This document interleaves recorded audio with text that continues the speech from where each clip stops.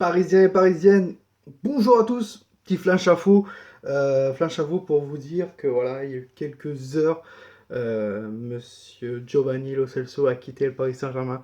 Voilà, c'est officiel depuis 1 ou 2 heures.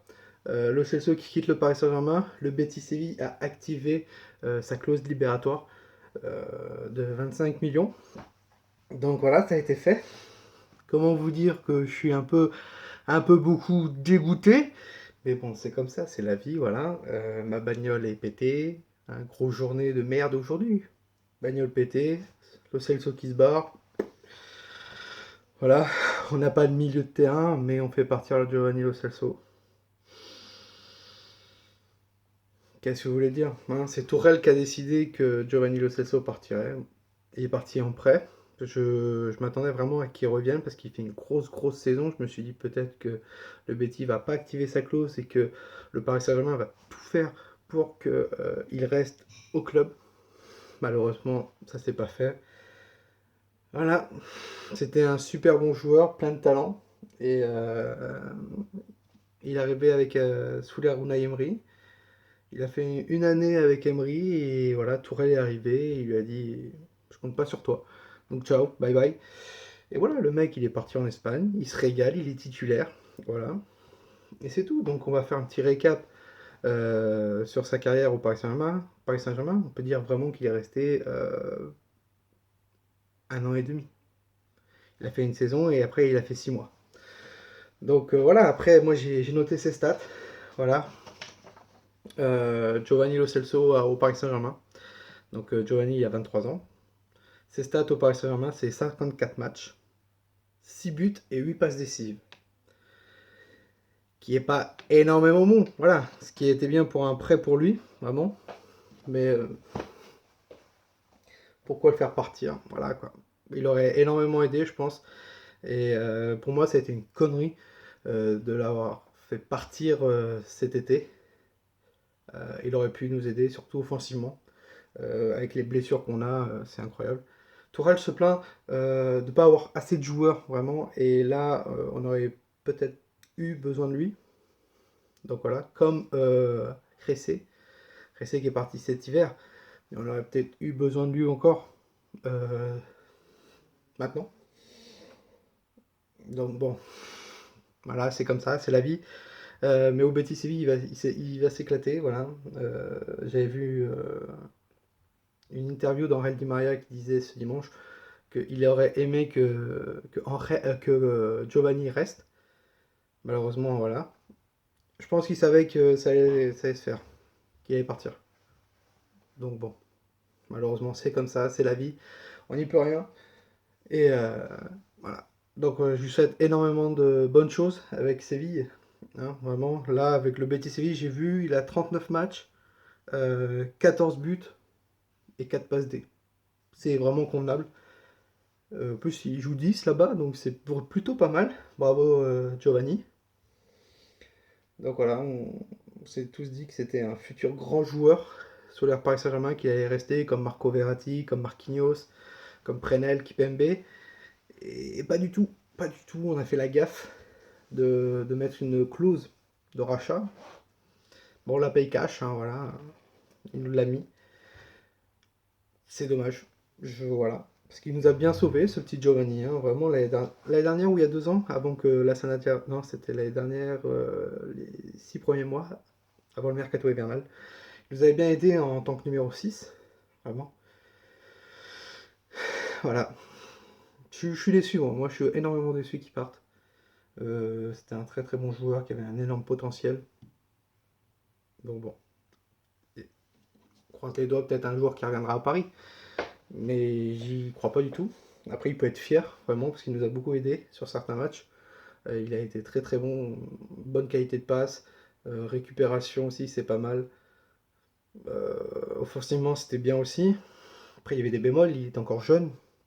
Je pense que cette année, il est en train d'éclater, vraiment. Et voilà. Est-ce que Paris fait ça comme Guedes? Guedes aussi, j'aurais bien aimé qui reste, mais voilà, l'année dernière, il faisait une grosse saison. On l'a vendu un peu plus de 40 millions, 45 millions, un truc comme ça, je crois. Et cette année, il fait plus rien. Donc voilà, on l'a bien vendu, même si j'aurais aimé qu'il reste, mais c'est comme ça. Et donc là, c'est pareil pour Giovanni Lo Celso, donc là, il fait une grosse saison. On le vend 25 millions, c'est ça aussi qui me fait un peu chier, parce que 25 millions pour moi, pour un tel joueur, parce que j'ai la photo là de Giovanni Lo Celso là, ça me fait chier. Ça me fait chier de le vendre 25 millions, vraiment. J'aurais aimé genre 30, 35 millions, 40, ça aurait été un peu plus mieux. Après, il y avait un accord entre le Betis et le Paris Saint-Germain pour ce chiffre. Donc bon, c'est comme ça. C'est dommage. Et voilà. Donc Giovanni Lo Celso, on te remercie. Tout Parisien te remercie vraiment d'avoir aidé le club. Voilà. Tu méritais ta place. Et je pense que cette année, tu méritais ta place, même si tu n'étais pas dans les plans de Tourelle. Quand tu regardes maintenant qu'il se plaint que Adrien Rabiot joue plus, la Diarra joue plus. Au niveau milieu, c'est très compliqué. Je pense que tu as eu ta place vraiment actuellement.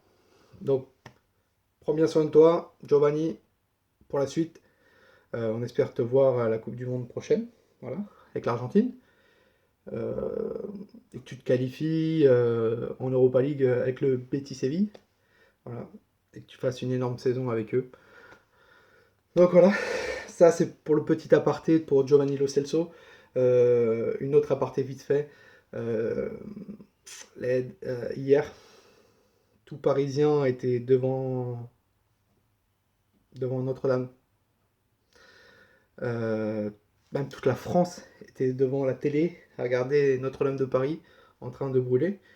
Euh, Heureusement que les pompiers ont fait un énorme travail, bravo à eux. Énormément, un super boulot et je peux les féliciter vraiment. Maintenant, ça va coûter énormément d'argent, voilà. Mais en tant que ville, Paris, euh, hier, ça a fait mal au cœur, voilà. Euh, et euh, et c'est tout, voilà. Même si on n'est pas catholique, même si on est musulman ou autre religion, euh, Paris est connu, et je parle de la ville, vraiment, euh, pour la Tour Eiffel, euh, l'Arc de Triomphe et Notre-Dame de Paris. Et voilà, hier on était tous bouche bée devant ça. Et on espère juste qu'il n'y a pas eu de mort. Non, je crois qu'il n'y a eu qu'un pompier qui est blessé. Mais on espère juste que ça ira mieux, que Notre-Dame de Paris sera reconstruit le plus rapidement possible. Même je pense que ça va durer 10 voire 20 ans. Il y a énormément de dons qui sont actuellement en train d'être délivrés. Et vraiment, bravo, bravo, bravo.